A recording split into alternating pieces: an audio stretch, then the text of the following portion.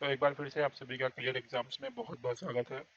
तो इससे पहले हम लोगों ने मौलिक अधिकारों के अंतर्गत अनुच्छेद 17 तक यानी कि अस्पृश्यता का अंत यानी कि अस्पृश्यता एक दंडनीय अपराध है, यहाँ तक की चीजों को हम लोगों ने देख ली थी और समझ ली थी। आज हम लोग इसके आगे बात करेंगे, जिसमें हम लोग बात कर रहे होंगे अनुच्छेद 18 के बारे में और उसको समझने का प्रयास करेंगे। तो आप लोग लिखना शुरू करिए अनुच्छेद 18।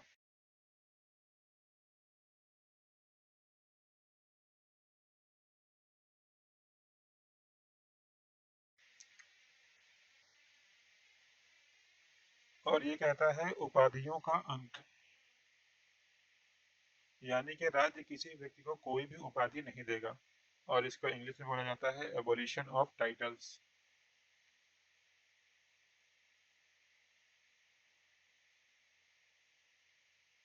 ठीक है, तो ये है अनुच्छेद 18 और आज हम लोग एक एक करके इसके बारे में सारी चीजों के बारे में जानेंगे। तो इसका मतलब ये है कि राज्य किसी भी व्यक्ति को कोई भी उपाधि नहीं देगा।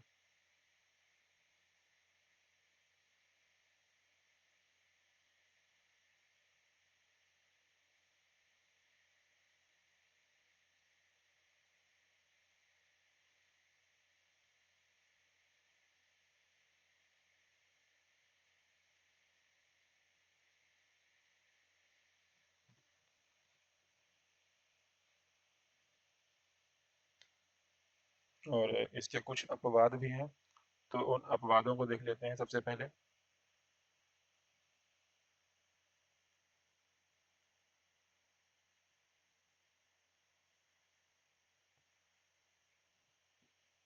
तो सबसे पहला अपवाद क्या है?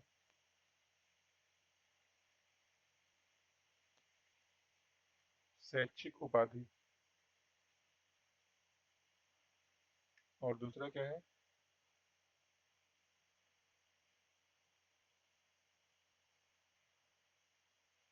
सैनिक उपाधि। यानी कि अगर कोई शैक्षिक क्षेत्र में या सैनिक क्षेत्र में, इन दोनों क्षेत्रों में अगर कोई ऐसा व्यक्ति है जो अच्छे काम करता है और उनके द्वारा किया गया कृत्य बहुत ही अविश्वसनीय और प्रशंसनीय है, तो उसे उस कार्य के लिए उपाधि दी जा सकती है।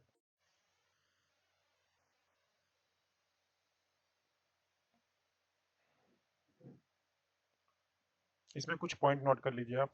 सबसे पहला पॉइंट है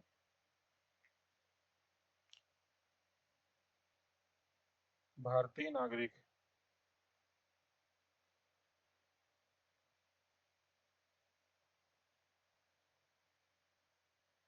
किसी भी अन्य देश से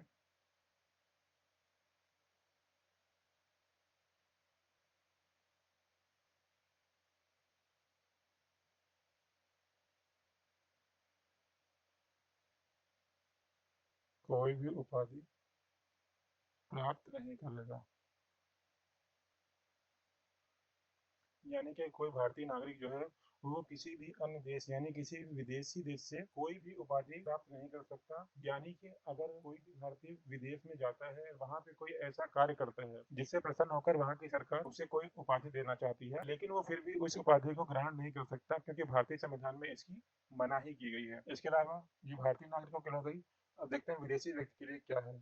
यानी कि ऐसा विदेशी व्यक्ति जो भारत में लाभ के पद पर कार्यरत है।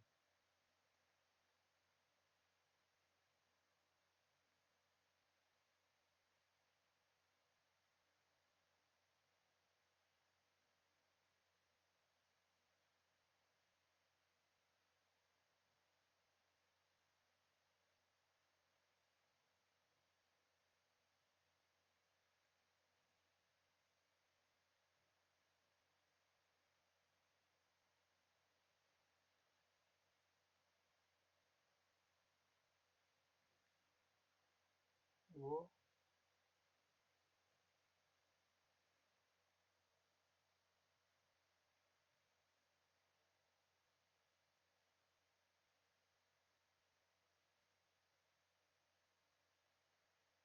विदेशी राज्य से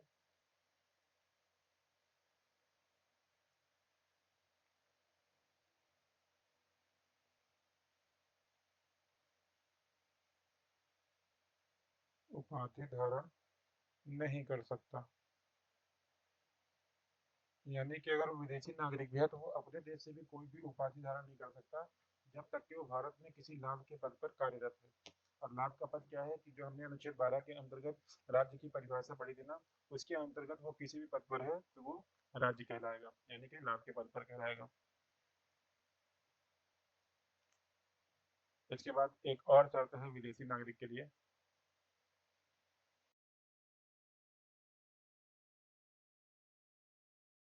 और तीसरा जो है वो भी विदेशी नागरिक के लिए है, और इसमें कहा गया है कि यदि कोई विदेशी व्यक्ति या नागरिक जो भारत में लाभ के पद पर है,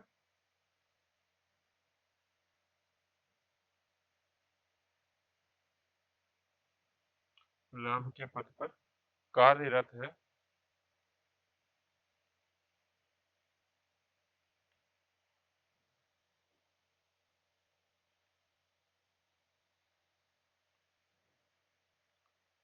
वो विदेशी राज्य से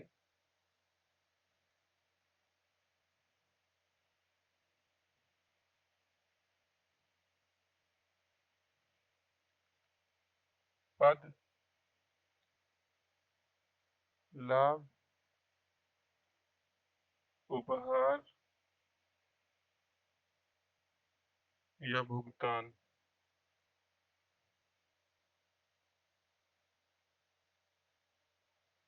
ये चीजें नहीं ले सकता।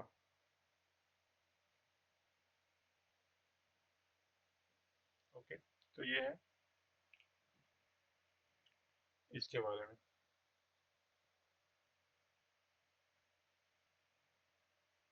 इसके बाद आप एक ये चीज लिखिए,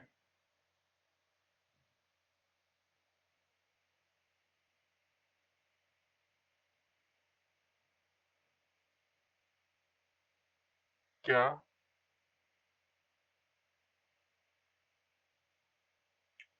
भारत रत्न,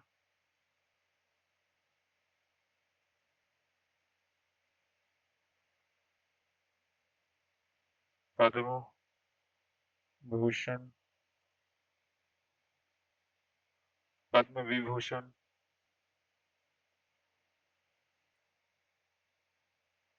तथा पद्मश्री।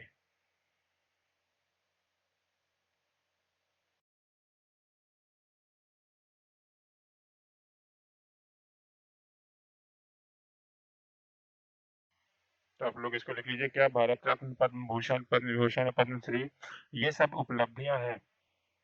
तो इसका आंसर हो जाएगा, देखिए जो ये सारी चीजें हैं, ये शुरू कब हुई थी? 1954 में। ठीक है, 1954 में शुरू हुई थी। और उस समय जब ये पुरस्कार देने शुरू हुए थे तो शुरू में इनकी काफी आलोचनाएं भी हुई, यानी कि इनका बहुत सारे लोगों ने विरोध किया, क्योंकि समय था 1954 का और उस वक्त आजादी मिले लगभग 7-8 साल हो चुके थे, और क्योंकि उस वक्त वो सारे लोग जो थे वो गुलामी के दौर से गुजर चुके थे, इसलिए उन्हें ये कहीं ना कहीं भेदभाव वाला पुरस्कार लग रहा था। और इसके जो सबसे बड़े आलोचक थे वो थे जेबी कृपलानी।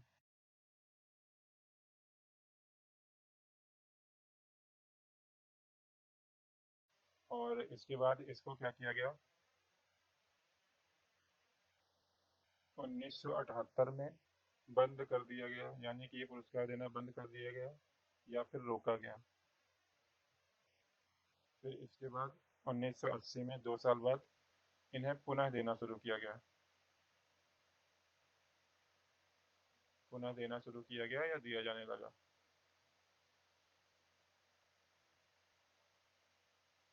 है ना।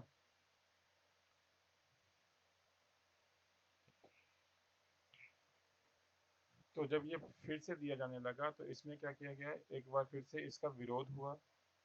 और जब इसका विरोध हुआ तो इसके विरोध स्वरूप क्या किया गया, एक याचिका दायर की गई न्यायालय में। और जब ये मुकदमा न्यायालय पहुंचा 1996 में, तो 1996 में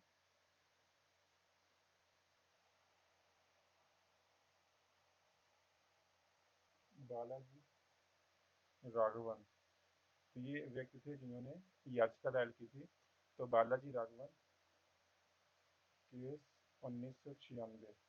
तो ये मुकदमा आया था सुप्रीम कोर्ट के पास 1996 में।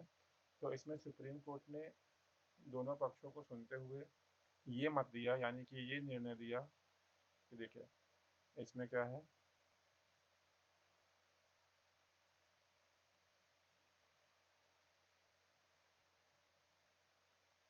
सुप्रीम कोर्ट का निर्णय क्या था इसमें, ठीक है ना। तो इसमें सुप्रीम कोर्ट का निर्णय ये था कि ये जो भारत रत्न और ये सब चीज़ें आप लिख लीजिएगा, भारत रत्न, पद्म भूषण, पद्म भूषण और पद्मश्री, ये जो सारे चीज़ें हैं ये उपाधियां नहीं हैं। सुप्रीम कोर्ट ने बोला ये सारी चीज़ें उपाधियां नहीं हैं, बल्कि ये सम्मान है, और ये किसी भी नागरिक को दिया जा सकता है। तो यहाँ से क्या हुआ है, इन सब चीज़ों को कानूनी रूप मिल गया और यहाँ से ये चीज़ें कंटिन्यू आज तक चली आ रही हैं। इसके बाद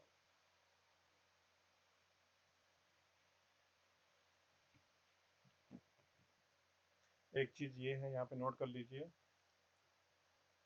ये जो भारत रत्न, पद्म भूषण, पद्म विभूषण और पद्मश्री है, ये जितने भी सम्मान दिए जाते हैं, ये कोई भी व्यक्ति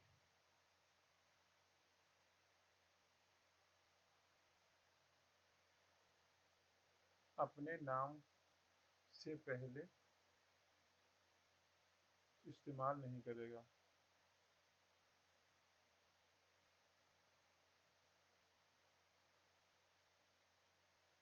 ठीक है। जैसे उदाहरण के लिए आप मान लीजिए कि एग्जाम्पल, अब मान लीजिए जैसे शाहरुख खान है, SRK, तो इसको पाकिस्तान से एक सम्मान मिला हुआ है, शान Pakistan.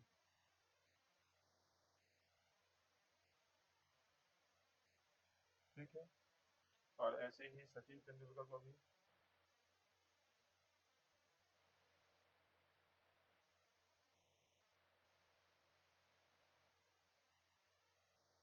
Order of Australia,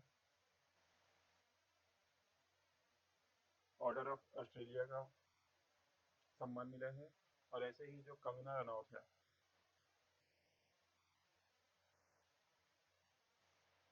Kangana Ranaut जो है, इसको मिला गया है पद्मश्री। तो ये जितने भी पुरस्कार हैं ना,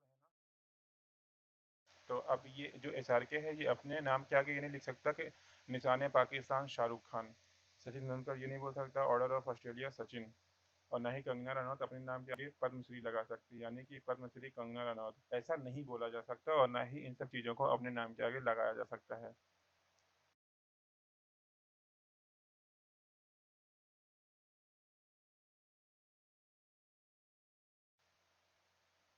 अब एक चीज़ ये है कि मान लीजिए किसी को उपाधि दी गई, ठीक है, मान लीजिए मैंने ई नामक एक आदमी है, इसको एक उपाधि दे दी शेर ए हिंदुस्तान।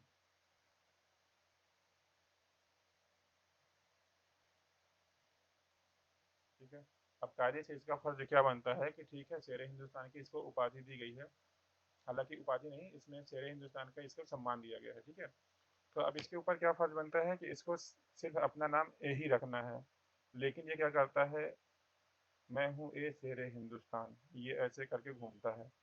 तो अब ये सवाल उठता है कि अगर कोई व्यक्ति ऐसा काम करता है, मतलब राज्य द्वारा दिए गए सम्मान को अपने नाम के आगे लगाता है और उसका यूज करता है पब्लिकली, यानी लोगों के सामने जाकर अपने इस नाम का प्रयोग करता है उस सम्मान के साथ, तो इसके लिए क्या सजा होगी, ऐसी कोई भी सजा का प्रावधान नहीं किया गया है। लेकिन अगर संसद चाहे तो ऐसा प्रावधान कर सकती है, संविधान में इसका प्रावधान दिया गया है। और जब भीमराव अंबेडकर से उस टाइम पे ये सवाल पूछा गया कि मान लीजिए अगर कोई व्यक्ति ऐसा है जो इसका उपयोग करता है, तो उसके लिए क्या सजा होनी चाहिए, तो भीमराव अंबेडकर ने बोला था कि सबसे अच्छी सजा तो यही होगी कि उसकी नागरिकता समाप्त कर दी जाए। लेकिन इस छोटी सी गलती के लिए उसकी नागरिकता समाप्त कर देना उचित नहीं है। ये सोचकर इसमें अभी तक कोई भी प्रावधान नहीं किया गया है और हो सकता है आगे चल के जब कोई ऐसा कुछ काम करे तो इसके बारे में कोई कानून बनाए हमारी संसद, लेकिन अभी तक ऐसा कोई भी कानून नहीं बनाया गया है कि अगर आप किसी भी सम्मान या उपाधि का प्रयोग करेंगे तो उसके लिए आपको ये सजा मिलेगी। और जब डॉक्टर भीमराव अम्बेडकर से पूछा गया था, उन्होंने सिर्फ अपना मत दिया था, उसको संविधान में शामिल नहीं किया था। तो ये चीज़ है अनुच्छेद 18 के अंतर्गत उपाधियों के अंत में। तो इस क्लास में बस इतना ही। इसके आगे जो अनुच्छेद हैं वो हम लोग अगले क्लास में देखेंगे। तब तक के लिए गुड बाय और अपना ख्याल रखिए और पढ़ाई करते रहिए। तो मिलते हैं अपनी अगली क्लास में।